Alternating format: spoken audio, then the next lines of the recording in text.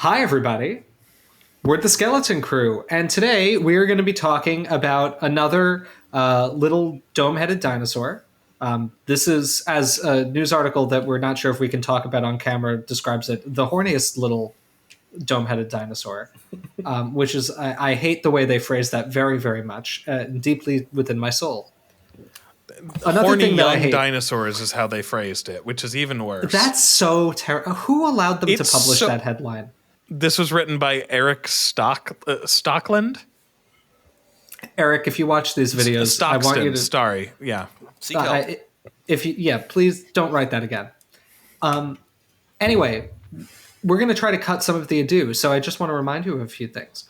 One, we're not professional content creators, right? We are working paleontologists, and if you want to support the stuff that we make, it really means a lot to us if you can leave a like on the video, leave a comment or three, subscribe to the Skeleton Crew if you haven't already, and consider supporting us on Patreon.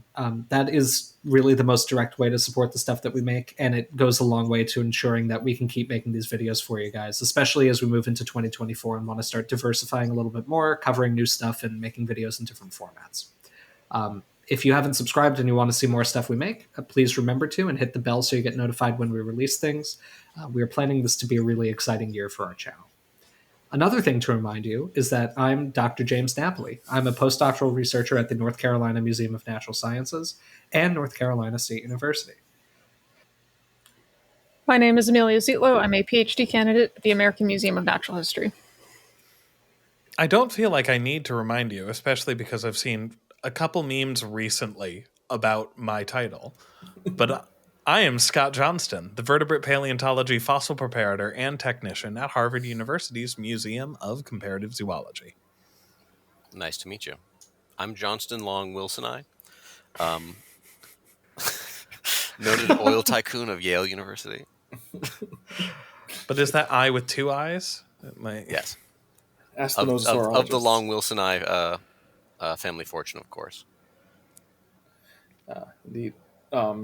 And I'm Dalton Meyer, also of Yale University.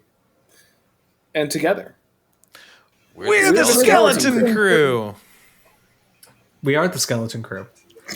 I got distracted by my cell phone. I'm going to put that down and out of my reach. Did it make bright lights and colors? Yeah, it did. It jangled keys in front of my face. It felt like watching a Marvel movie. That gets me. If you want to get... on those. Unnecessarily. No. Come on, that's played out. Making fun of Marvel movies? Sorry, I don't know. What's it felt the like new a thing? modern Godzilla film as to be relevant to our audience.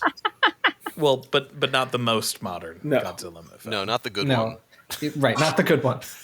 It felt like Godzilla X Kong. Is that actually what the title of the movie is? I can't wait for Godzilla X Kong. I can. I'm going to see it. Anyway, I'm gonna see it. They made the movie screen on the back of a plane for. On the back of the plane? Yes. You get strapped. They're like, you really want to see this? I got to strap you to the back. I'm like, yeah, I got to know if Godzilla X Kong. Listen, apparently in Godzilla X Kong, Godzilla gains a thagomizer on the end of his tail, which is kind of neat. That's pretty cool. And Kong gets the Infinity Gauntlet. Yeah. Oh, wait, I just leaked something from the toys that everybody was complaining about being leaked. I'm sorry. Nobody gives a shit. Spoiler alert. Spoiler alert. Some people give a shit. 35% You're not supposed to call it a thagomizer. Tomato, I'm calling it now. All right. You think it's going to be that high? 80 to 90% audience, but 35% critics review. It's going to sweep. Don't worry. All right. The Grill X Kong sweep. Hey, talking about things with too many spikes on them, why don't we release Stygimoloch? Yes, I would like to see the Stygimoloch. Here they come.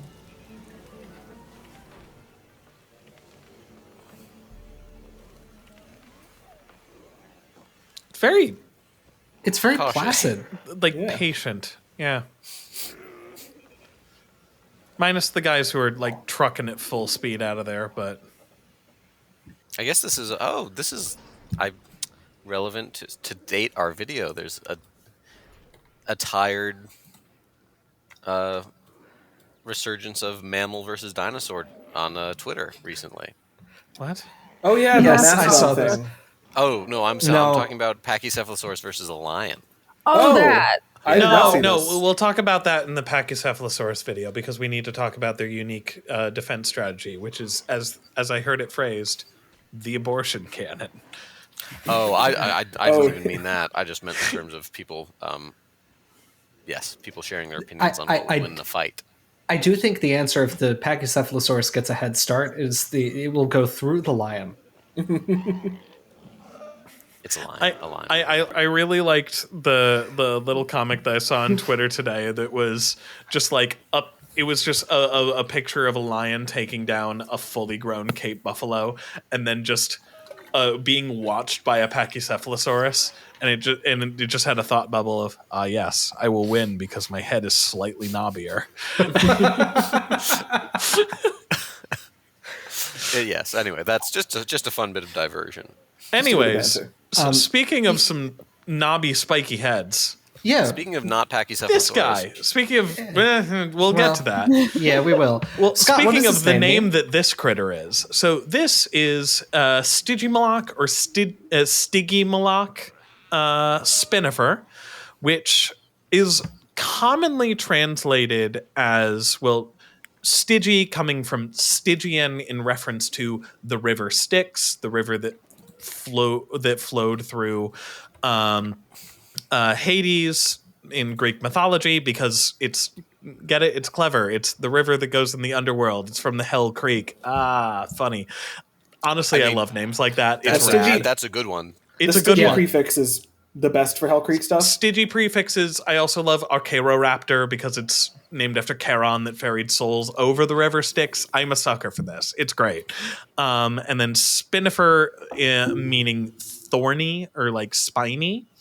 And Just namely, sits and the part of the name that is commonly translated as like demon is Moloch, which I fell down a little bit of a linguistic rabbit hole in that. So normally the name is translated to something along the lines of like the thorny demon of the river Styx or something along those lines. But Moloch is not just like a generic term for a demon. It is specifically in reference to a Canaanite god that normally is depicted as having the head of a bull or a cow, and, well, with key features being long horns on the back of the head, and is also commonly associated with child sacrifice.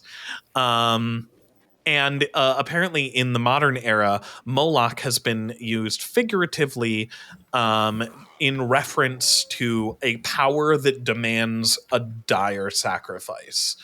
So this could be kind of more appropriately translated to like the thorny, horned sacrifice god of the river Styx, which is amazing. Yeah, Moloch's a big one. I think there are in-text reference to Moloch in both the Old and New Testament. There was a cult of Moloch in Jerusalem. I do think it's worth noting that according to Dalton, and I only bring this up in case he was not going to, the authors of the paper naming it did not specifically translate it that way. True. Right. I'm Like- saying that like it is kind of more appropriate if you like looking into the what I assume would be the reasons why they chose this specific god.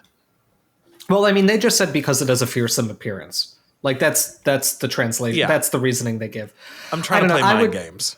I would personally translate it as Moloch from the river Styx. Like I would, like it's a proper noun, right? It is, yes. Yeah. So like I would, I don't know. Scott, I do appreciate your linguistic deep dive. I'm sorry if this sounds like I don't. I would. No. I feel like it's almost translating it that way would, I think, be a little bit like translating the dinosaur name Thanos as like, you know, its name is not Thanos. Its name is like villain who kills half of the universe. Where it's like, I don't know. Its name is just Thanos. I don't know. I'm trying to out pedant you in linguistic pedantry, and I'm sorry. No. name. It's fine. It's. Yeah, I it's know just that it's there's like it's just like it's a name. There is only room for Cayman one or linguistic pedant on the murmur. skeleton crew, and I overstepped my bounds. Thank you for putting me back in my place, James. No, Scott, you're correct. As the only skeleton crew wearing this is the Sumerian wind demon Pazuzu. I have demon stuff on me currently, so I side with Scott on this matter. Okay. But before James couldn't control his pedantry, I was going to say it's a seemingly perfect name for this video in which we are about to sacrifice a child. Child. I was trying to figure out a way to bring that joke in. That's a very good. Yes, that's a very good segue. This one looks like a flaming hot Cheeto. Like, this color is too bright. Probably Sorry to interrupt. They turned up the saturation a little too much. Ooh, He's can we get ketchup. a kind of mid-movie about the creation of this? I forgot that movie came out last year. Yeah. They're doing one about too. Pop-Tarts. They must be Oh stopped. my god. Well, that's the new thing. We're done with superheroes, and now it's corporate origin stories. I'll take the I'll go back to Marvel. I'm sorry. I'm sorry for having been complaining. I'm sorry. I don't Monkey's want to paw watch another. curls. I can pretend to like them. I don't want to see a movie about how they made Cap Pirate's booty. I don't want to see it. hey, I heard the Blackberry one was kind of rad, but It was actually pretty good. Well, that's the problem with all of these, right? There's always one decent one that starts it. Mm-hmm. Like now, apparently Mattel's like, now we're going to make a G.I. Joe movie because the Barbie they already movie did well. that. They were all bad. But one that's they were about make a the Polly toys. Pocket movie. A Polly Yeah. Pocket movie, right. It's all about the toy. Because like that's clearly what drew people into the Barbie movie was that it was about a toy. I mean, it's like how the Marvel franchise started. Like, I mean, all of the absolute that they produced over the last couple of years was because like Iron Man was a pretty good movie. Jon Favreau doesn't really miss. He didn't miss with his depiction of what might be Stygimoloch in Prehistoric Planet either. Full circle. Yeah, full circle. Anyway, The design that Jon Favreau did himself In a cave. In a cave with boxes Box of scraps. Jon Favreau modeled this cave. Man, it's a good. It's a that's cool a good movie. section. No, Yeah. I'm sorry. I mean, you mean you're talking about that? Pachycephalosaur. They're both good. I think it's the Also the standout. first Iron Man slaps. I mean, it's definitely for me the standout scene of the entire episode that it's in. Like it's just Of wetlands? of swamps. Oh, swamps. Yeah. The Well, driest I mean, swamp, But frog. the most exciting action. So I think the thing that always comes to mind with Stygimoloch, especially if you're in our generation or younger, is this a juvenile Pachycephalosaurus? is it real? Mm-hmm. Is it real? Right? Stygimoloch was not the first in the great ontogenetic synonymization of the 2000s. Oh no, it wasn't. No, I mean like the first one was Nanotyrannus. The first one was Dinosaur. Yeah, I mean that was the first one that was like really proposed. But I mean that was first proposed in the 50s. I mean like Carr's work in 1999 is what really like cemented it, but like that had been proposed almost as soon as it was named. I forgot that was his name, and I was like, yeah, they did do that in 1999. They still do that. In 1998, though, cars worked, and people drove to Nanotyrannus and said, I don't know about this. Road work ahead. I sure hope it does. Bull thing. God. Anyway, so the Torosaurus Triceratops thing happened in 2007. Dalton, can you check? I'll check. Okay. And then this the Pachycephalosaurus ontogeny was proposed in 2009. So it's actually among the last of this kind of big push to reanalyze all of the North American fossil record. I just very vividly remember this short span of a couple years where it seemed like there was a prime directive to synonymize every Hell Creek animal into something. There was. And I remember it was one of the first like science talks I ever saw because Jack Horner has a TED talk about it that's on YouTube that I remember watching. One or two. one or two, He's got- but yeah. it was him specifically talking about all of the ontogenetic synonymization. There was and- either History Channel or Nat Geo documentary about it too. I have to concede he was very funny in that TED Talk, and it was kind of engaging. It was like I watched it again when I was writing my thesis, and I was like, he's pretty good here. He's really he's doing well. Yeah, he's got good stage something to presence. say. an update, Oh no, which is that the Torosaurus paper came out in 2010, and Pachycephalosaurus actually came out in 2009.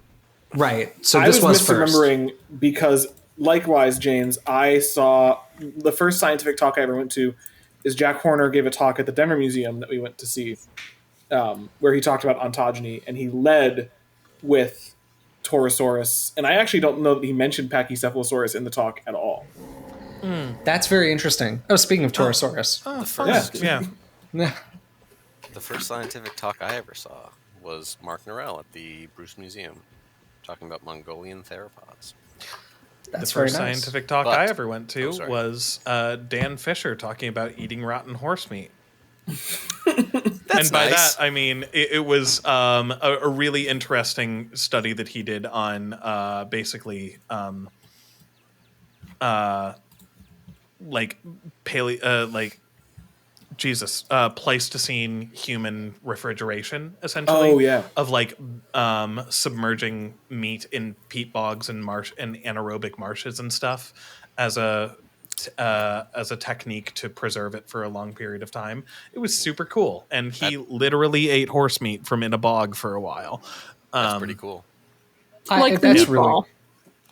The first talk I went to in person, because I didn't like. I saw Jack's TED Talk on YouTube, but I went in when I was in like, I might have been 14 or 15. I went to a symposium at Stony Brook University about Homo floresiensis. It was a really interesting thing where it was like the whole day was just different talks about it. Oh, cool. It was very that interesting. hosted by- what's his face? Leakey? Was he still alive then? But yeah, Richard Leakey was there. I Wow. I think I had to pee next to him in a men's room, and I was like, Very I intimidating. was like, what do I do? What do I do? What do I Did he do? You had happen- to take a, did you he had to take happen a to be leaky there? by leaky. Did he happen to be there, or was he based out of Stony Brook? He was based out of Stony Brook for a while. I don't remember if he was then based out of Stony Brook. It was toward the end of his life that he wound up based out of Stony Brook. Okay. And I don't know if he had moved there yet or if he was like just one of the conveners of the symposium. But like Stony Brook University has had a huge presence in paleoanthropology, like ever since the 70s or 80s. And so a lot of work has gone on there, and a lot of people who are big in paleoanth have been through there in their education. Amelia, do you remember your first scientific talk? I think I don't know if it's scientific per se, but the first one, the earliest one that I can remember, there may have been something earlier that I don't remember, was at Carthage. We had a guy named Sean Carroll who had just written a book called The Serengeti Rules, which is about like, it was an ecology focused kind of, it was very interesting. I don't know, it was one of the first things where I was like, oh, science is cool actually, because remember, I did not go to college you with the weren't a intent. dino loser. I was not, no. And I had only ever just like watched like Animal Planet and stuff when it was good. So like that was, he came and gave a talk because the book had come out around then, which I'm looking, it came out, it was either the book or there's a PBS documentary that was made to go with it. It was 2018, I believe. So that makes perfect sense. I would have seen it I was at it was early, so it was 2017 or 2016, because I was with my non-paleo advisor was actually the one who told me I should go to it, so I was there with him. But yeah, it was that. It was really, really interesting. Well, now you're here in the dirt with us. Look how far you've fallen. Yeah. No, the just to bring us back to the topic of the video, OmTomGemy? sort of. Well, no, but I so like the Torosaurus, Triceratops, and like, I guess not as much the Pachycephalosaur ontogeny stuff was like an important thing in my in like how I interacted with science growing up, because like you know you read books, you're a kid, you're a wee child, and I was in like maybe middle school when that came out. Yeah, all of this was done by the time we were in like early high school. To like, And I just remember, yeah, we're all different ages, but like, And so- roughly like middle school, high school. Yeah. Yeah, exactly. And so like you'd get like there'd be maybe a documentary or like a news article in the New York Times, and I'd be like, that's so cool. And I remember hearing that about Torosaurus and the ontogeny thing and that was like the first time I have an active memory being like, that's a load of horse, and I don't believe that. Me too. It's a load of barnacles. Interesting. Yeah. I remember being very... I couldn't articulate why, but Well, right. No, something about the Torosaurus thing did not sit right with me. And I mean, vibes were off. we talked about this. What'd you say? I said vibes were off. Vibes were off. And we talked about the Torosaurus case in our video on Torosaurus, right? So I don't think we need to review that. But I think it's been pretty thoroughly demonstrated now that was not correct. I certainly think Torosaurus is a distinct animal. But I guess the question is, what's the status of Stygimoloch? Because this one was prickly issue, thorny, one might say. Foreshadowing all of is them- a narrative tool. I remember the Stygimoloch one was actually the one I was upset about it because I loved the names Dracorex and Stygimoloch. Like they went So very much better hard. than Pachycephalosaurus. And I felt it was like kind of sad on a depauperateness angle that we were losing so much diversity. Like all the other ones, it's like you lose one taxon, and it's like, like with Nano, it's like that was clearly a so much smaller animal. Like the idea that it's a juvenile made complete sense. With Torosaurus, I didn't really buy it, but it was again only like one thing. With Dracorex and Stygimoloch, for it to be like, you're losing all three. You're losing three to make one. Mm-hmm. That made me sad. This was actually, speaking of like first engagements with science, though, this actually just triggered a core memory, which is I remember, I think it was the first time that I ever had an idea for like what I would want to research in a career, it was also watching Jack Horner's talk. And it was like, I feel like it was the first time I ever understood kind of how science works beyond like fact gathering. Mm-hmm. I know this is something we talked about in one video. I don't remember what it was, but I said like I feel like a lot more of the public thinks that paleontology is about figuring out what dinosaurs looked like. Yeah. Versus like trying to answer scientific questions. And like it's understandable. Like if you're not in the field, what are you going to think? Like, you're going to say we see bones, we see depictions of them alive. The science must be about trying to reconstruct them. And for some people, that is what they do, right? It's like how I very frequently get the question of just like, it's like, oh, I'm prepping this out of a block or something, and then almost always the follow-up question is, so you can put it back together and see what it looks like, right? I'm like, no. Right. I mean, even right. So, I'm so sorry. Alex, that was so cruel. I'm so sorry. I like that whenever it becomes a James versus Scott off, like Alex is just like, hold on, James is taking my territory. I need to declare war on Scott. It's almost instinctual. I can't. It's like Hermes and Zoidberg on Futurama. Like there's just the balance must be maintained. No, yeah, it's a lion and Don't worry, hyena Alex, you're situation where it's like he saw an opportunity to make an attack and he had to do it physiologically. It's in his nature. Nature abhors a vacuum. Yeah, this is what happens when the scorpion and the frog. Yes, I'm sorry, yes, Scott. yes, it's in my nature. Lmao said the scorpion. This is what happens when lab staff tries to become friends with researchers. Yeah. Anyway, well, but right, no. This is a great. This is So I love you, Alex. that should be that's got to be the tagline for the video. Is Lmao said this? This is Lmao said the scorpion episode. Yeah. Okay, sorry. No, but similar to what Scott said, when I started doing my PhD at the AMNH, like most of my relatives and like even family friends and everything, like they didn't really understand what I was doing there. They're like, "Oh, are you like building exhibits?" Like, because they don't it's not. This is one thing that I personally, I don't know if the other members of the crew necessarily agree with this, but one of the things I'm really hoping that our channel can kind of contribute to is fostering an understanding of what scientists are like as people and what science is actually like. Like Sometimes we're horrible to each other. Well, sometimes we're horrible to each other. I like to think many times we're funny, but also like what is science actually like? Most like, of the time we're both. Right. That's true. But like, what does research mean? What is like, what does it mean to be a researcher? What are you doing when you're doing science? Right. I think a lot of my extended family thought I was like helping put together dinosaur skeletons at the Museum of Natural History. They were like, oh, are you building a new exhibit? And I was like, no, I'm doing a PhD. Like I'm researching something. But anyway, it's what you've said before, James, of like that you phrased it as giving a peek behind the curtain. Right, a peek behind the curtain. Like I hope that, I know that's not an explicit topic of a lot of our videos, but I'm hoping it's something that comes through explicitly as like, how do we actually build a body of knowledge, right? But anyway, the first time that I remember thinking, oh, I see like kind of the inner workings of science was a little bit, or I a little bit see the inner workings of science was when I was watching Jack Horner's TED Talk. Because or it might have even come a little bit later, but he was showing the list of like taxa from the Hell Creek Formation from the terminal Cretaceous, before and after all the synonymization.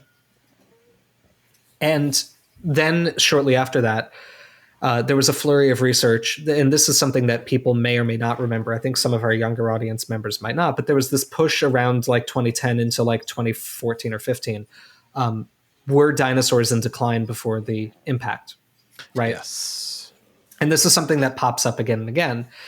And I remember noticing in one of those papers, hey, depending on which of these ontogenetic synonymizations you accept, the answer will change. And it was the first time, I mean, it's what really motivated me to try to work on like species delimitation and ontogeny and everything like that with dinosaurs. Like, I'll talk about all of my research on that front when it's published. But like, that's when I decided what I wanted to study.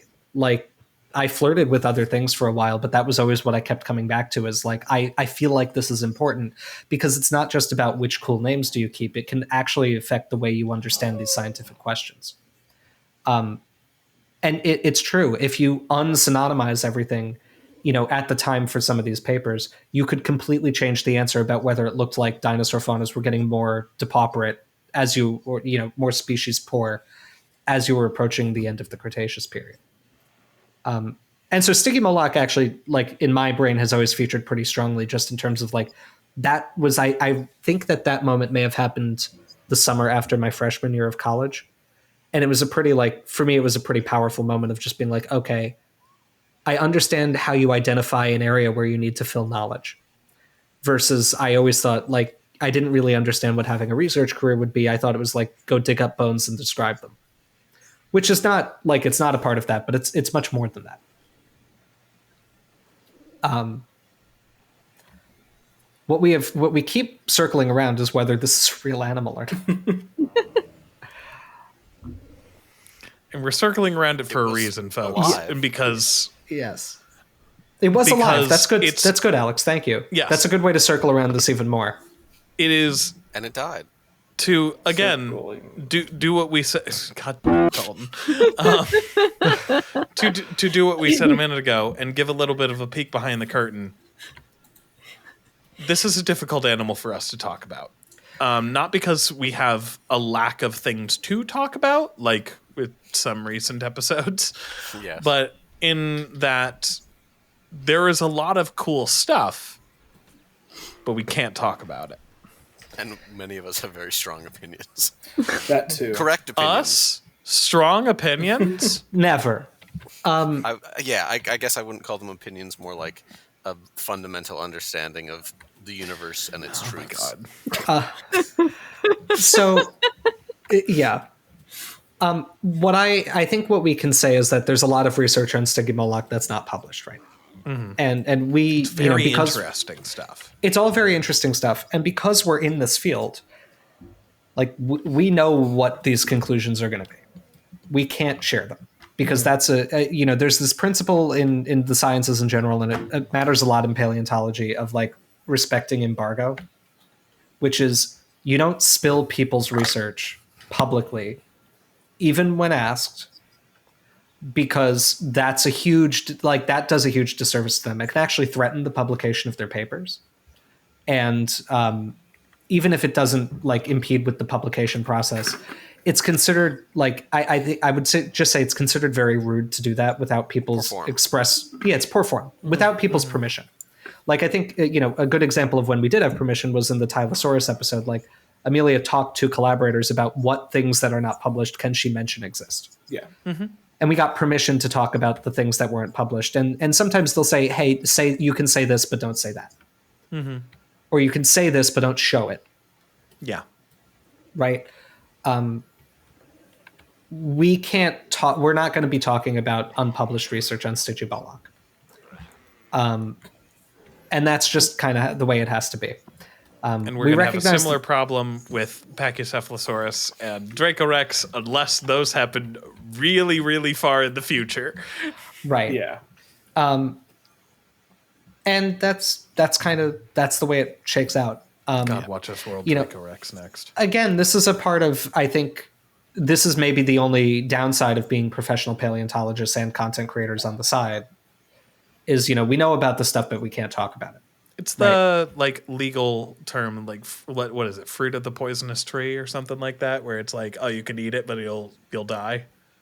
Yeah, I mean, a little bit. Like if we were blowing embargo in our videos, like we would probably all lose our careers eventually. Like, and not like it's not like we'd be banished, but many of our collaborators wouldn't want to share details with. Yeah. No one would work with us. No one would share things with us because no one would trust us, and no one would hire us because like. Even though, like, the thing, I mean, in academia broadly, but I feel like paleo, like, even though theoretically everyone's judged on their merits when you apply to a job, like, a very real factor is a vibe check. Because, like, these labs, these work environments are so small that if they know that they're not going to get along with somebody for whatever reason, in this case, if they know they can't trust you around unpublished things, like, they're not going to hire you or enroll you if it's a grad program. If you're behaving that way and if you can't be trusted with secret embargoed information. Right. Yeah. And so, as our viewers, we hope that you respect all of that stuff. I know it's frustrating. We promise we'll share all new information when we can. But, that's kind of the way it has to be right now. What can we say about Stygimoloch, though? Well, we can say that it was a Pachycephalosaur dinosaur. Yeah. That's true. Is this someone dovetailing into phylogeny? Oh. Yeah, sure. Were you not? Because it seemed like you were. No, I was just going on. I thought that was this was like an obvious statement about it. But we can't say much. No, it's a Pachycephalosaur, and we already had Homalocephaly. So, dear viewers, many moons ago, we discussed Homalocephaly. And more recently, we discussed a ceratopsian of, I think, the Pseudoceratops. Yeah. I wasn't there. I was grievously ill. But it doesn't matter, because in that video, and the Homalocephaly video prior, you probably discussed Marginocephalia, which is one of kind of the big, there are three big groups, in general terms, of ornithischian dinosaur. There are the Thyreophrans down the tree, and then there's Sauropoda, which are the ornithopods and Marginocephalians, and within Marginocephalians we have ceratopsians and Pachycephalosaurs. And there's a big ghost lineage for Pachycephalosaurs, which would be super cool if it was filled in. Currently, they're all from the late Middle Cretaceous to the end of the Cretaceous, which is rough because they should be in the middle the late Jurassic at least. Yeah. I think the most primitive one is Wanonosaurus. I think, yeah, it's like 80 something. I think Yinlong's a ceratopsian. So yeah, Wanonosaurus Wanonosaurus is from 70 million years ago. Jesus. I think there are older ones, like, time-wise. I think you're right. Yeah. But right, we're clearly missing a lot. But the good thing Dalton, with you were gonna say? the good thing with Pachycephalosaurs a little bit, at least, is that even though they do have that big long ghost lineage, like, in terms of gross vibes, they do seem to be more plesiomorphically, like... Oh, yeah. They retain more of the kind of early... not Thyreophran, excuse me, early Marginocephalian kind of character about them. Like, they do funky stuff with their heads, but they retain, like, a generally small bipedal morphology. Yeah, they keep the early ornithischian of any given clade shape. Yeah. And then they do have the characteristic parietal shelf, that defines the group, and they have like cranial ornamentation in their own way. But yeah, so within that, there are things like malicephaly, which are generally found outside of this, and wanocephaly, I think Jimbo said, is one of the earliest diverging ones.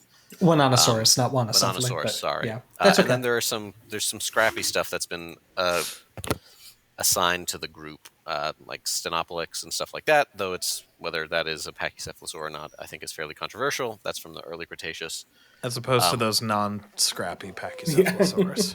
Fair enough. I mean, exceptionally scrappy. Anyway, within Pachycephalosaurus, Stygimoloch is a Pachycephalosaurine,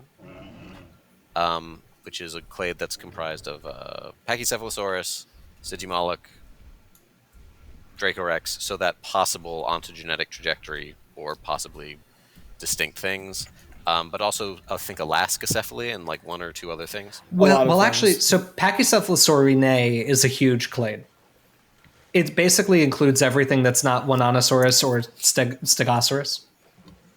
Stegosaurus has a couple of things in the clade. I thought I mentioned the tribe. Oh, I think maybe you said Ine instead of Ini, but yeah. Oh, I meant Ini. Oh, right. Fair. How dare? Yeah. Sorry. Oops. There's only one family. Yeah, Ini is just the possible growth series in Alaskacephaly. As opposed to Audi. And so it's obvious from these phylogenetic results, at the very least, that like if Stygimoloch is a distinct animal, it is an extremely close relative of Pachycephalosaurus. Yeah. Yeah. Right. Like it would be an obvious result if, say, like if it came up on an entirely other branch of the phylogeny, it would be hard to say that that's an ontogenetic series. But yeah. So yeah, I mean that's the long and short of it in terms of phylogeny. Now, if we want to transition to a behavior thing, all I'll say to you is Stygimoloch money gang. We love butting heads. So before we butt heads, I think there is something we can say about whether Stygimoloch is a real species or not, or whether it's a juvenile Pachycephalosaurus, which is that in 2021, Dave Evans and colleagues in a phylogenetic analysis,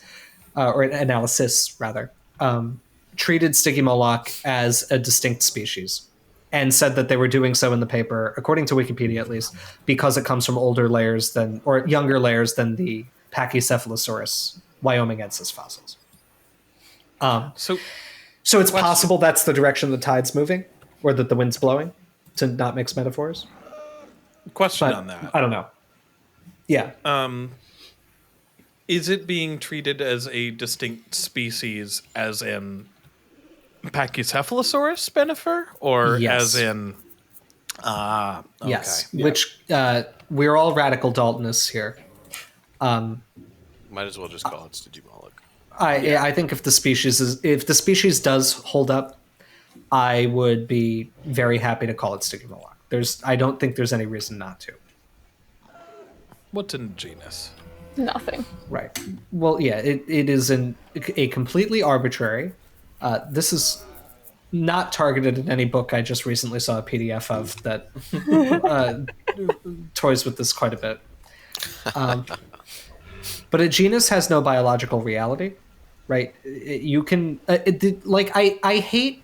It's a very middle schooler who just realized God doesn't exist attitude of like to go into grad school as an evolutionary biologist and be like, oh my God, a species isn't real. It's all arbitrary. And everybody at some point in their education, myself included, thinks this is the hottest take of all time and that they are so cool for realizing it. In the same way that the 13-year-old who walks into their very Catholic family's kitchen and is just like, God isn't real. They think they've really owned everyone. And boy, they're about to get a walloping. But anyway, this is not autobiographical, by the way. It's not. Okay. Anyway. Do you blink? Is the situation in the room with us, James? No, I'm not. It's not in the room. Anyway, so at some point, this is something we all contend with. But the thing that I think is important to realize is that a species, it has an inconsistent definition, but there's at least some concept of a reality. Mm-hmm. right? It is hard to draw boundaries, but there is a real thing that's being described. It is like fundamentally a population through space and time that is exchanging gene flow and sharing ecological habits and reproductive behaviors and all of that sort of thing. They're morphologically similar, all of these attributes. It's like I think I used this analogy in a different video, but it's like a mountain range, right? Like mountain ranges can be subdivided in ways that like feel arbitrary, and there's multiple different ways to view them, but there is some reality to a range of mountains that is not like, that's not lost by virtue of it being difficult to exactly define. In the same way that like a sandwich coastline, right? Or like a sandwich is a real thing, even if we don't know whether a hot dog should be considered one. It's not. It's different. Agreed. My phylogenetic analysis said otherwise, Scott. Your phylogenetic analysis can eat my hot dog. Hey, come on. This is a family like program. What's the matter with you? It is... right. The fact that something is difficult to define precisely does not mean it's not real. Yes. A genus does not have this biological reality because the genus only exists to contain species. And that makes it essentially a label of convenience. There is no right or wrong answer with what to do with them as long as it's monophyletic. I personally don't really have a dog in the fight of whether Stygimoloch, if it's valid, is treated as Stygimoloch spinifer or Pachycephalosaurus spinifer. I would prefer to keep the cool name, but that's not for me to decide. I don't really work on these animals. Yes, I feel Scott. obligated to put the asterisk on this conversation of this is more of a academic philosophical debate when it comes to fossil animals. I know when it comes to living animals, there's a whole lot other considerations, especially legal considerations and Conservation, and right. conservation considerations. So like I just don't want us to fall into the paleontologists go outside challenge. Well, right. Well, I think regardless, like the genera never have a biological reality. It's always a label of convenience and organization. But the purpose of doing that organization varies from, like, in paleontology, it's just trying to keep things straight and like understanding the structure of things. Whereas in conservation, it may be prudent to try to structure the organization in such a way that's going to best benefit the like funding and conservation of a species that's at risk. Yes. Right. And I think on the species level that also applies. I'll keep this very brief, but I was recently at the North Carolina Zoo. This was a couple of weeks ago. It was my first time going. It's a lovely little zoo. And they have a really wonderful red wolf enclosure. It was the first time I saw red wolves like really kind of up close. Yeah. They were really active. It was really well designed. I think the only wild population of red wolves lives in North Carolina. If it's not the only one, it's like one of two. And so red wolves are a difficult one because I think there's a lot of debate over whether they are really a different species of wolf. All other populations of wolves are considered gray wolf subspecies or subpopulations. And red wolves have also now had a tremendous amount of genomic introgression from coyotes. And so there's an active, and I don't really know the state of it, but there's a lot of a debate within the like conservation community and the EvoBio community of like, is this even a species anymore?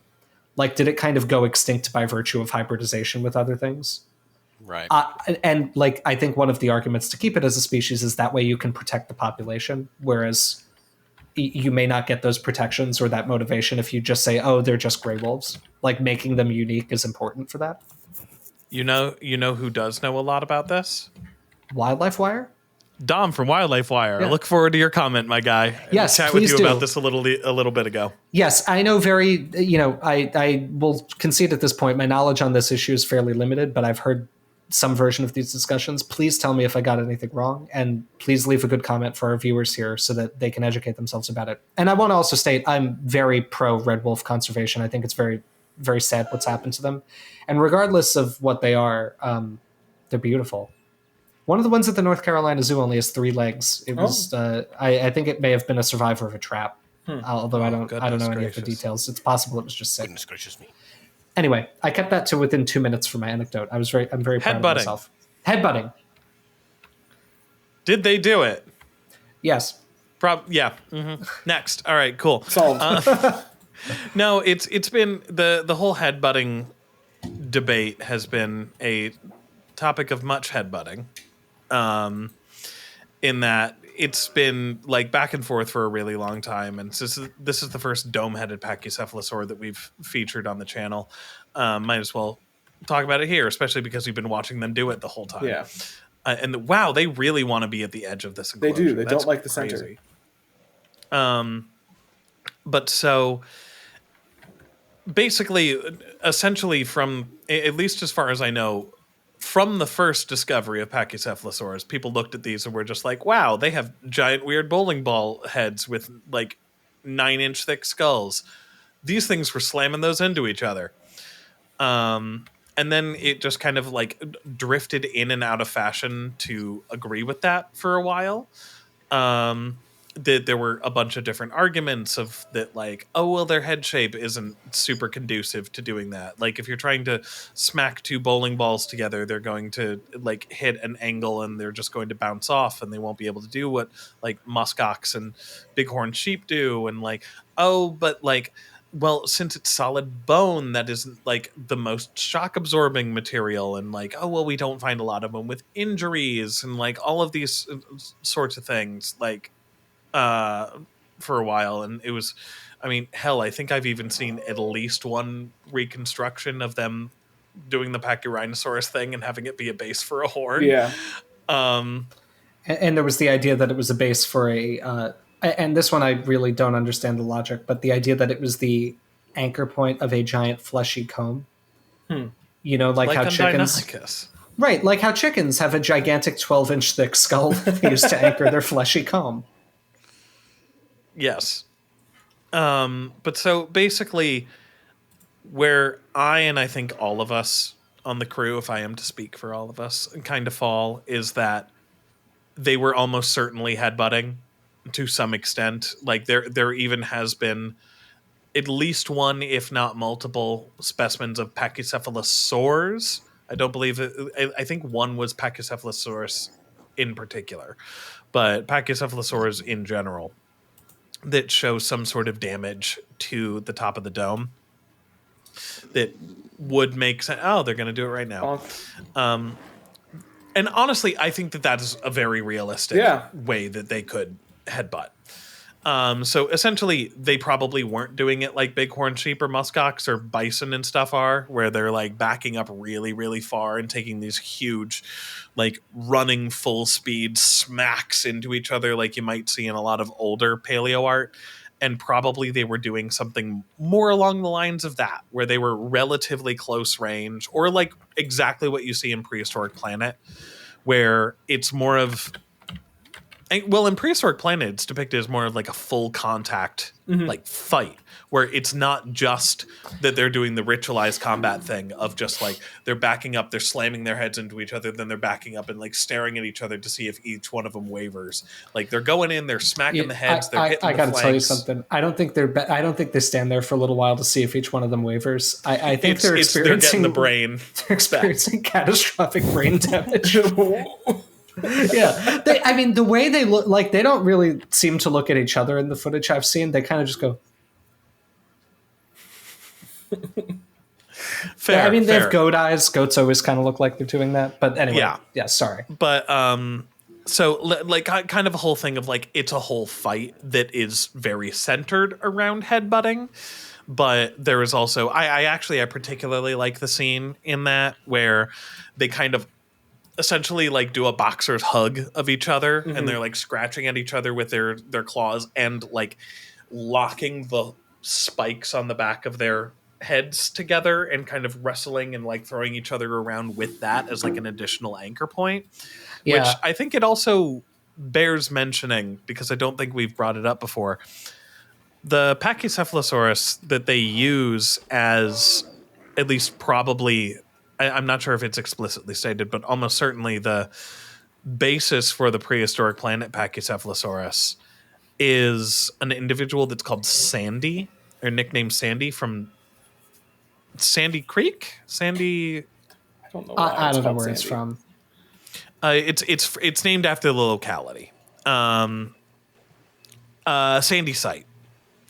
That is relatively complete and or at least for a Pachycephalosaurus, and has really good evidence of long spikes on the back of the head in the same way that we imagine Stygimoloch. Although, as far as I know, it has not been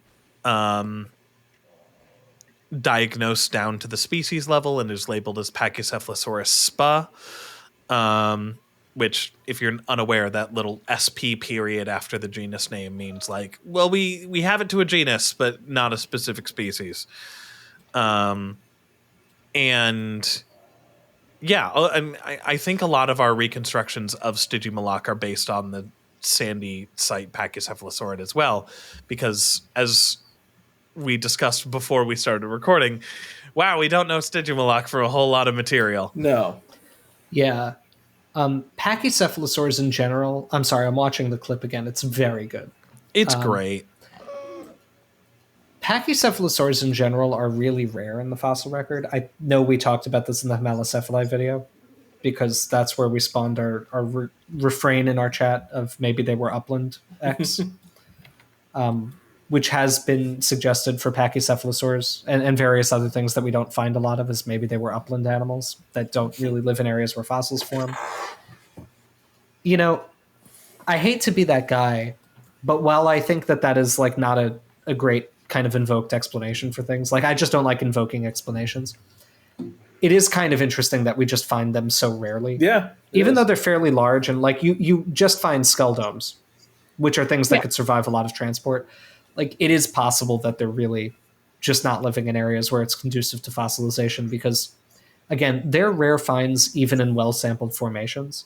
And as Alex said, we have like what kind of goes to the inch, 100 million years almost. It's pretty bad. It's pretty bad. Yeah. We had in Montana, I want to say it was in 2021 that we were at a microsite just picking up like all this gorgeous little microvert material, and then I found a chunk of a dome, and we were excited because it was such a good productive site, and it was at the bottom of the hill. So we're like, hell yeah, maybe it's weathering out. And Brady tried to steal this from me. He saw me pick up the dome and he bolted uphill, and I was like, you son of a... I had my pickaxe. I was like, buddy, get out of my way. Anyway, we have fun in Montana. The Cain instinct right there of just like, yeah, kill him. I will kill my academic brother for the rest of this Pachycephalosaur. No, we did. I did not kill Brady that day. You But- didn't kill him any Not that day. day. Yeah. Brady is alive. This last I checked, I He's didn't alive know. and in Canada. He was talking. Yeah, he was talking to me today. I'm went to a crashing with him while I'm farm in the upstate. tunnel. He did. He went to a museum upstate. No, anyways. Right. And Pachycephalosaurs went to a big, beautiful farm upland. Upland, yeah, right. So, but no, because I think it was, Carr saved him. Carr told him to stop. So I looked. We didn't find the rest of it. Collectively, none of us found the rest of it. We were bummed because they're really rare, which is bizarre because like, especially the domes, they're solid bone. Why don't we find? We should be finding these things left and right because they're made of rock and they're solid.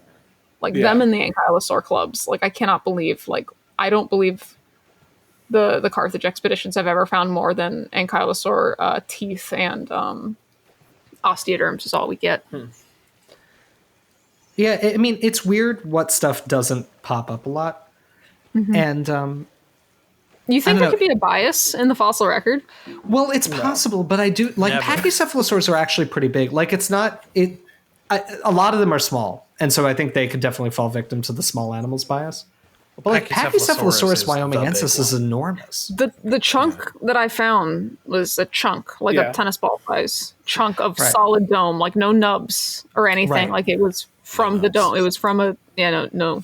Right. All my nubs gone. the holotype skull of Pachycephalosaurus, or not the holotype skull, but the AMNH one that's become the main reference for it's huge. wyomingensis is like, it's enormous. It's really big. Like I kind of Right. fall, and I think a lot of people fall under the illusion that like Pachycephalosaurus isn't very big.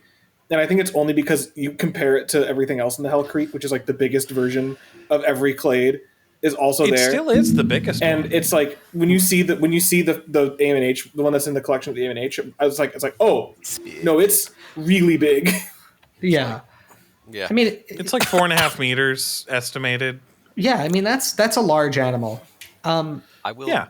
I mean, and because it is a little reductive and as a joke, but it's also important. Like, right, like they're rare, and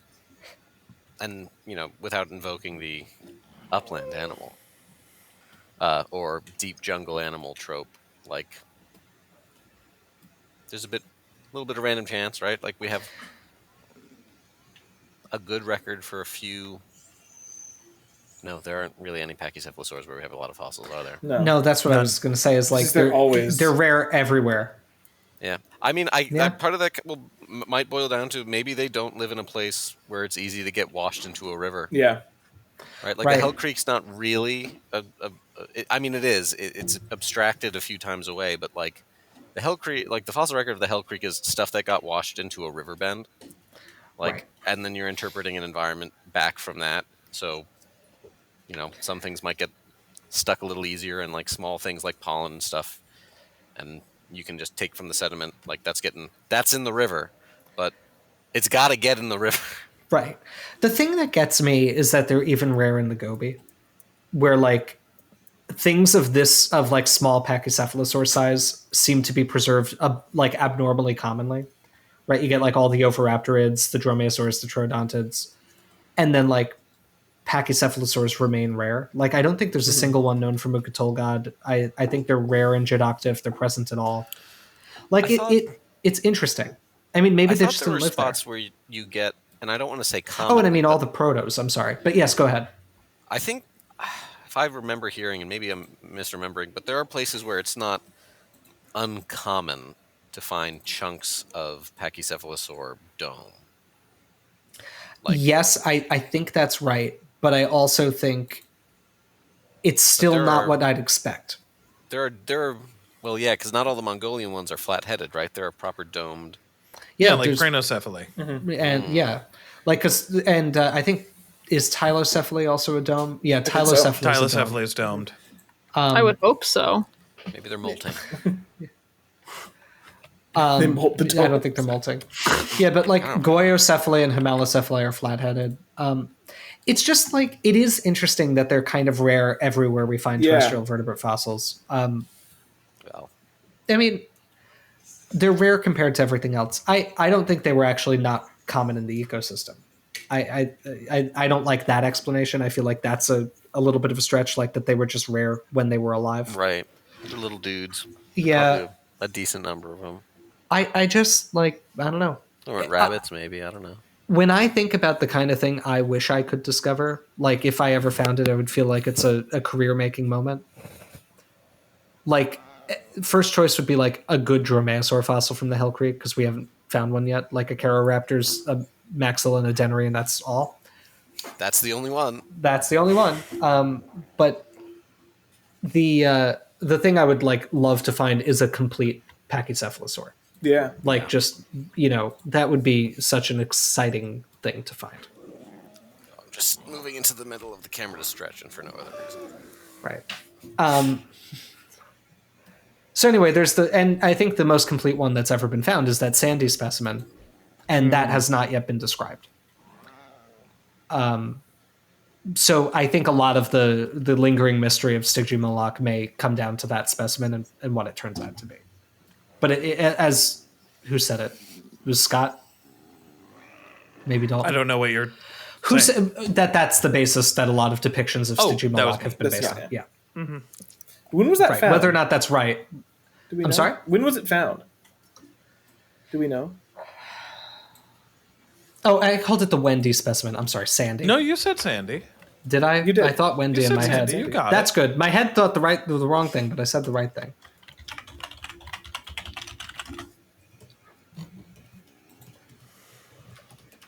And Sandy is apparently only 50% of a skeleton. Yeah. But 50% is 48% more than any other one. Right. It was discovered in 1994, and it's apparently now in the possession my age. of the National Science Museum of Tokyo. Huh. Tokyo. If you've seen a skeleton of Pachycephalosaurus in a museum, by the way, it's a cast of the Sandy specimen. Like Oh, okay. that's what it is. There's one at the North Carolina Museum here. There's one at the Carnegie. There's one at the There's one Royal at- Ontario Museum. There's one at Burpee, I think, and at the White Side, and I think they're both sandy Yeah. too. Which- I mean, which Yes, might- I think you're right. Which might also lead into Dalton's earlier point of like Pachycephalosaurus being really, really big, because Sandy is not huge No, Sandy's not. for a Pachycephalosaurus. Sandy's not humongous. The reason I was asking when they found Sandy is just because at the Denver Museum, in their display, and we'll throw up an image because I've taken many photos of this numerous times because I get a picture every time I'm there. There's a diorama room that you walk through in the fossil hall that is set up as a recreation of the Hell Creek Formation. And there are two statues of some Stygimoloch engaged in combat with one another. They're beautiful. They are like my canonical Stygimoloch and really Pachycephalosaur. Like, I love these things, and they're fighting in a riverbed that has actual water flowing through it. And there's a Triceratops skull, a fresh one, like a recently dead Triceratops skull, and then the walls are all painted to give you the illusion that they go back further. That's the one that I think in a video that may or may not come out before this, every single leaf on every tree was modeled after a real fossil leaf from the Hell Creek. It's just a tremendous display, and I was wondering if it's the Sandy mount or the Sandy skeleton may have influenced the reconstruction of the body. And I think this renovation happened in 1995, so it's possible, but I don't know. It may be a pre-Sandy. And I do think the construction of the body has often been informed based on Stegosaurus, which is not as complete as often thought because we see a reconstructed cast. But that and probably Prenocephali, which like are both kind of known from more complete stuff, but still nothing great. It's also worth noting that the Sandy specimen does not have horns that are as large as often depicted for Stygimoloch. No. And I think that's like the original specimens that were described have really long gracile horns. Like they look not dissimilar from what's depicted in the game. Sorry, Scott, I interrupted you. No. That's basically just kind of what I was going to say. Okay, I'm except sorry. I wasn't going to use gracile to refer to that. It feels weird to whatever. Yeah, but long, skinny versus like shorter and fatter. Short, fat. I guess we could briefly say I like the game model. Yeah.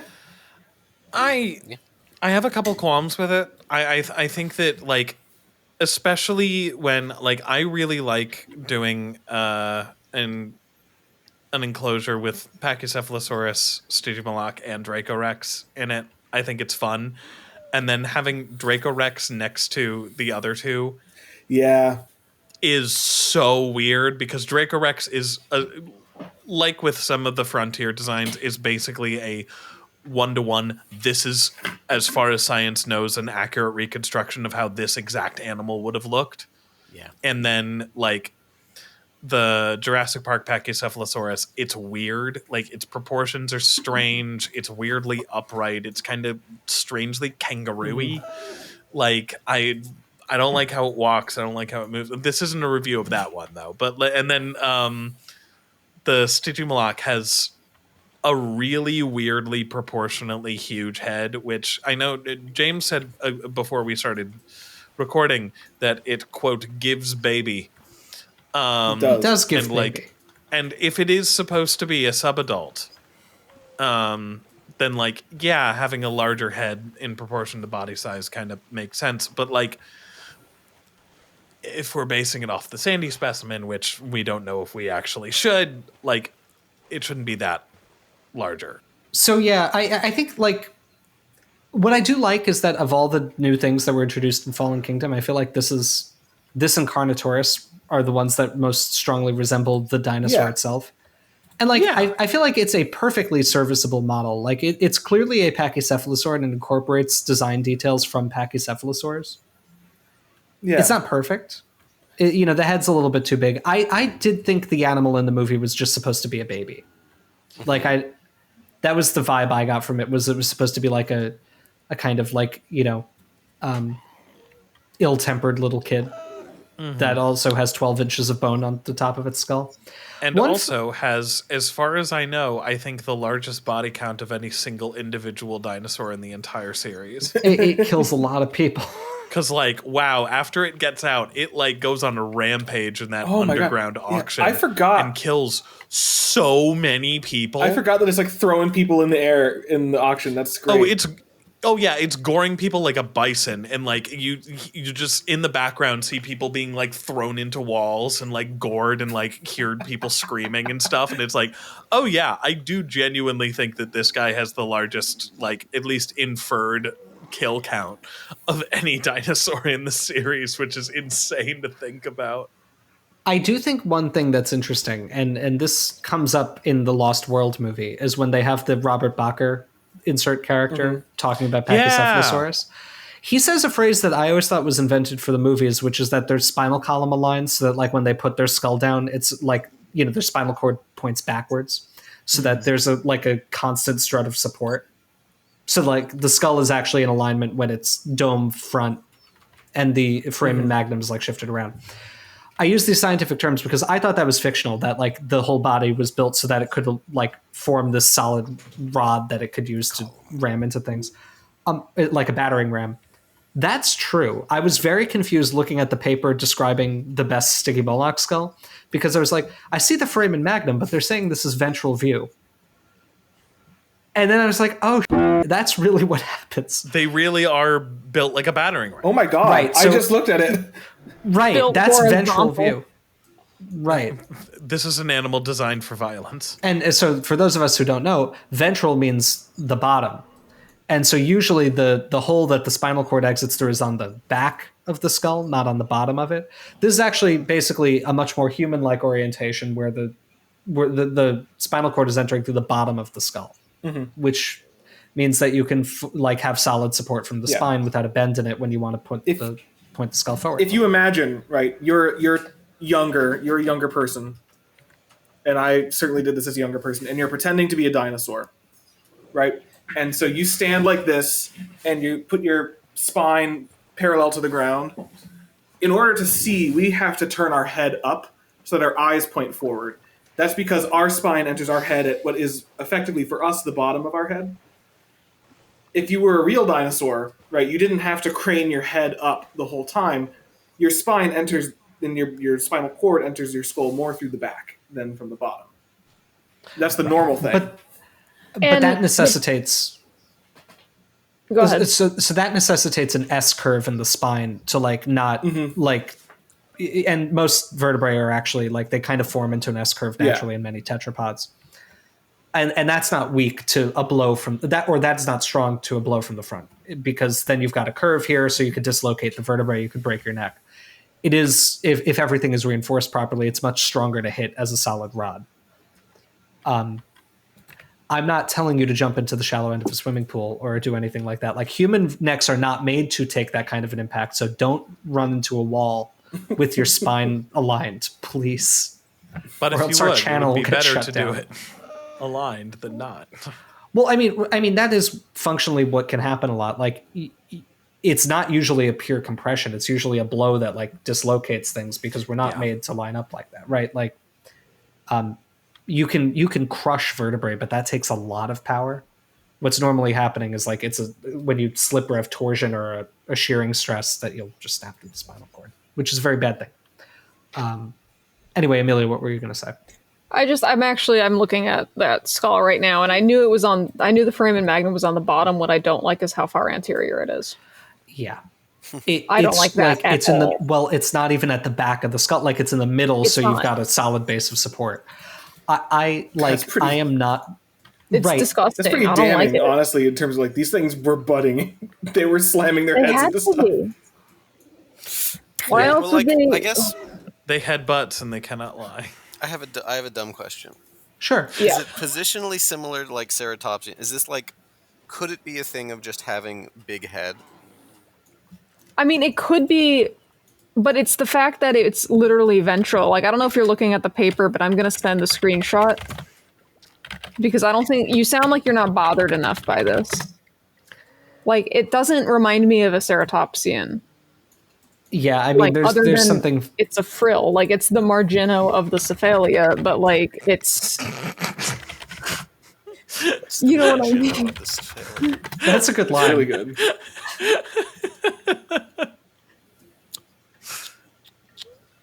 I mean, and then here I'll send the lateral as well. yeah, maybe I'm not seeing it. No, it's not like a I mean, it's not like a ceratopsian, really. No, I mean, it just seems like the it's a tall, angled skull. Maybe I'm. it's not. It's straight down.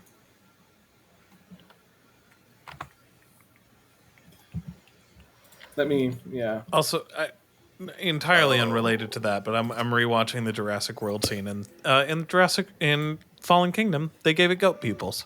Oh, interesting. Yeah. So they got to be holding their heads basically. Yeah, Like- right. Like Like up. Yeah. Well, I think probably they're deflecting from that kind of like neutral pose Yeah. when they're yeah, like when like they're in a this- normal The right rostrum's position. got to be deflected fairly decently. Either what they're doing is they're like kind of going into an unnatural pose when they're being alert, or like maybe they were walking around with the nose just kind of pointing downward. Although I feel like that doesn't sound right. No, because they can't see over their eyes because they've got freaking ridges. Right, that's true. Like So they cannot. they- yeah. I would probably say that they probably would have looked like kind of how they do in Prehistoric Planet, where it's like they have their heads just kind of like air quotes unnaturally elevated in that posture, and then but it really is just they assume the neutral posture only when headbutting. Right.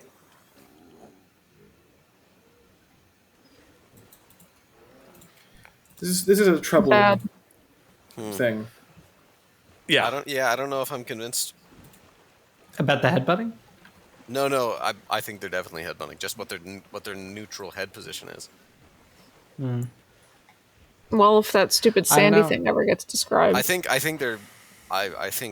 they are definitely headbutting, based in headbutt pilled. But yeah, I'm just not like I'm trying to figure out how they live, in. And here's my question: how we ranking them? Because I want to go to sleep. yes. I think that's a good thing to ask. Well, why don't we take him to the viewer Certainly. of species? Let's go there. So let's go there. No, we're getting Creed pilled. Let's make our escape. They're coming back. Creed, take me higher. What a perfect song. Oh, Look up the music video to that. It's a trip.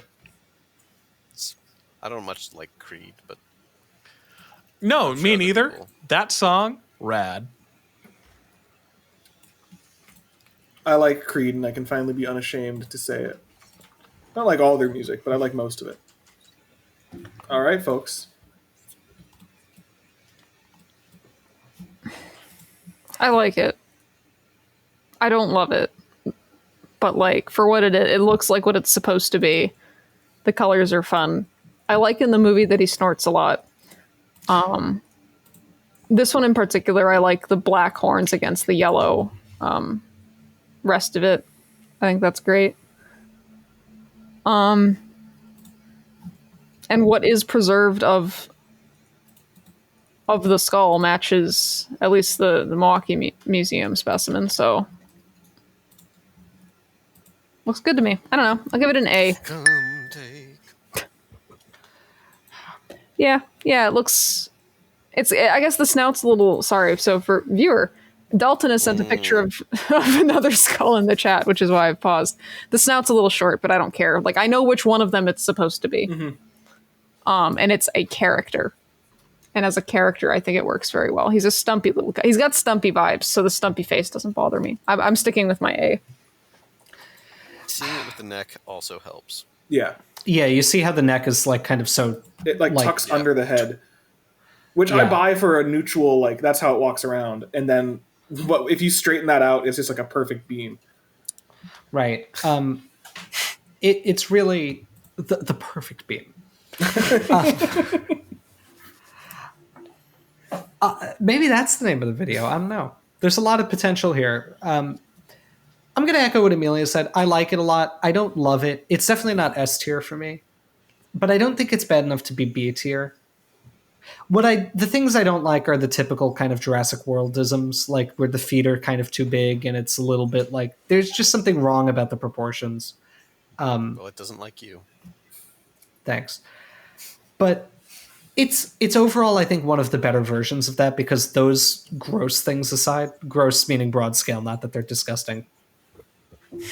Like a lot of the details are very indicative of what this is supposed to be. I'm happy to make it A tier.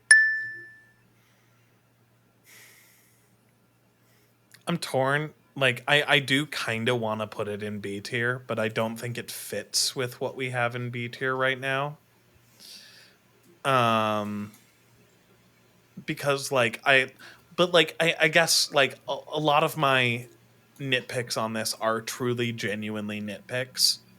So, but like, God, it really bugs me that we put Pachycephalosaurus in B tier, honestly. Goodness.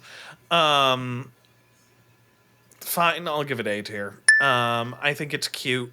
But like it does give cartoony to me, and like I wish the head was a little bit smaller. It looks out of place next to any other, well, I guess the other two realistically proportioned Pachycephalosaurs in the game. Like, I think it is an interesting design. It's very obviously supposed to be Stygimoloch, but like I would have loved if they switched it up a little bit and were just a little bit more accurate with it. But like I don't hate looking at it. It is a fun design. A tier. Okay.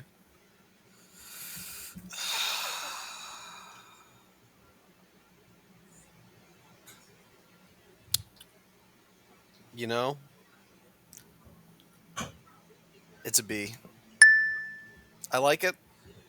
It's the shape of the animal, but the big feet and the big head for me are like kind of killing me. Mm-hmm. And I don't love the colors on this one. Like dracorex, I mean I won't spoil that, but like that's great. And I honestly have a fondness for the kind of nostalgic retro-y Jurassic Park Pachycephalosaur. It's not bad. Yeah, I like it a lot. This is it's fine. It's B. It's a B for me. I'm torn also on the line from B to A. Like it's not an S tier. It's not bad. And its head evokes Stygimoloch. I don't love the little horn on the nose, but it's not like horrible speculative and like there's nothing in me that says like that's impossible. I just don't really like it that much. I do love that I love the look of the horns just because Stygimoloch is a beautiful head. And like we didn't talk about it much, but like this does conform to kind of the holotype of Stygimoloch, and it's extended a little bit. So they've added some keratin, and that looks good. It looks really nice. It's just the big headedness of it is so strange.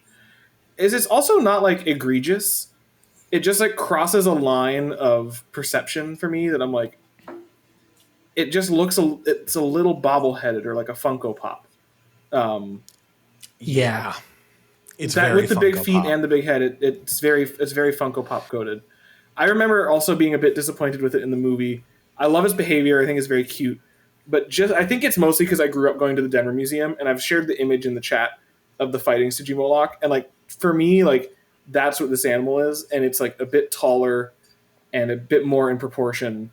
So it's hard to quite reconcile it with this, which isn't bad. But I think I'm also going to give it a B.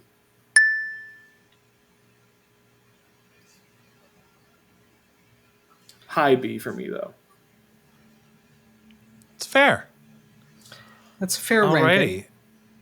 So, with that, Stygimoloch goes in A tier, I guess. Yeah. Yeah, I think so. But maybe on the lower end. Not that Yeah. we really Not that do we that. really do That is much. for our patron Adamolos to tell us. Yes. Praise be. Praise be. And now we must also give our praises on over.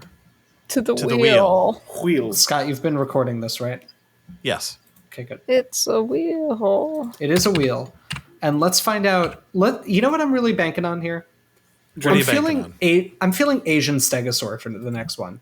Well, there was that new one that was named like this week. That's right. So They it's should- Yeah, That's going to be definitely in the coming DLC. right for this game. Yeah, it has to. Asian Stegosaur DLC, new one. We gotta add. Well, let's see. Anybody else have any bets before we spin that wheel? I bet it will be a dinosaur and not a marine reptile or pterosaur. I think it's gonna be. I think we might get Gallimimus. I think we're getting Dracorex. I think we're gonna hit this wheel likes to do this. It does. That's true. It's I'm gonna feeling make us talk about the ornithopod. same I'm thing. feeling yeah. ornithopod. We haven't had many of those at all. So Okay. Well, let's do you want see to find out? when we Yeah. Spin. Spin. That wheel. wheel.